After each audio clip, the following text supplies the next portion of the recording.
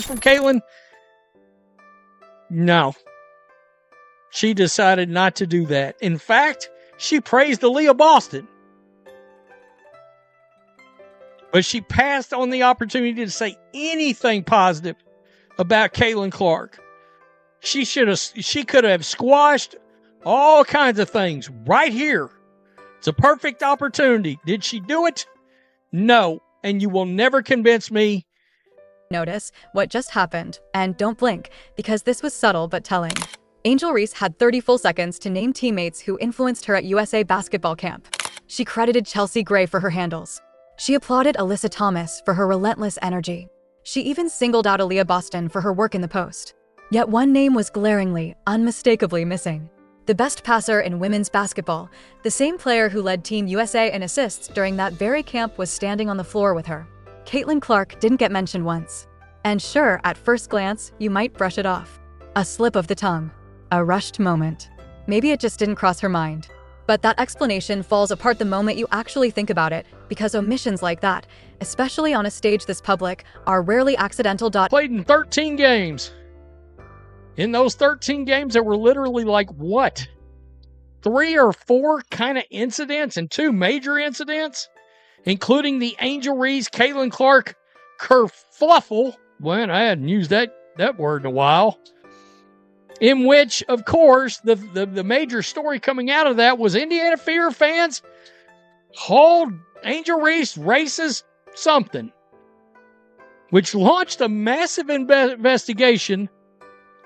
Should be noted, Indiana Fever did not defend its fans there. They didn't. And then guess what? We found and watch this moment carefully, because it speaks louder than anything said out loud. Angel Reese had half a minute to name the teammates who left an impression on her during Team USA camp. She highlighted Chelsea Gray's handle. She applauded Alyssa Thomas for her motor. She singled out Aaliyah Boston for her work on the block. Yet one name hangs in the air by its absence. The most dangerous passer in women's basketball. The player who led that very camp in assists was right there beside her on the floor. Caitlin Clark never came up once. You could call it a slip, a mental blank, a rushed answer. But that explanation collapses the moment you look at what came before and what followed. September 2024. Indiana Fever versus Chicago Sky at Gainbridge Fieldhouse. After the final buzzer, headlines exploded claiming Fever fans hurled racist chants at Angel Reese. The accusations were serious enough to trigger a full WNBA investigation. Security footage was pulled. Audio was dissected. Statements were gathered. And the conclusion? Nothing. Not a shred of evidence. Interviewed after practice. She had an opportunity to squash the narrative right there. I never heard anything that I would construe as being racist from those Indiana Fever fans, blah, blah, blah. She did not do that. She played along with it. Let's be real. She went along with that narrative. In fact, she was like, yeah, I feel good about the fact that they're doing an investigation. All the while knowing nothing happened. Instead, she leaned straight into it. She told reporters she welcomed the league's investigation and spoke as if something serious had happened, without ever explaining what she personally heard. The message was unmistakable. An incident occurred, and it was grave enough to justify a full probe. Fever fans were quietly branded, their reputation bruised, even though Angel either knew or should have known that no racist chants had taken place. That was the first moment where everything could have ended. She could have stepped in calmly.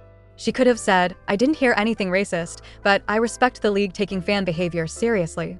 Full stop. Story over. Instead, the narrative exploded. Suddenly, it was about toxic Fever fans and racism in the WNBA, a storyline that refused to die even after the investigation officially cleared everyone involved. Now fast forward to USA basketball camp in October. Angel Reese and Caitlin Clark are wearing the same jersey for the first time since their heated college rivalry. Multiple practices, scrimmages, team meals, media obligations. Cameras followed them everywhere, catching countless moments on the court together. This was the clean slate.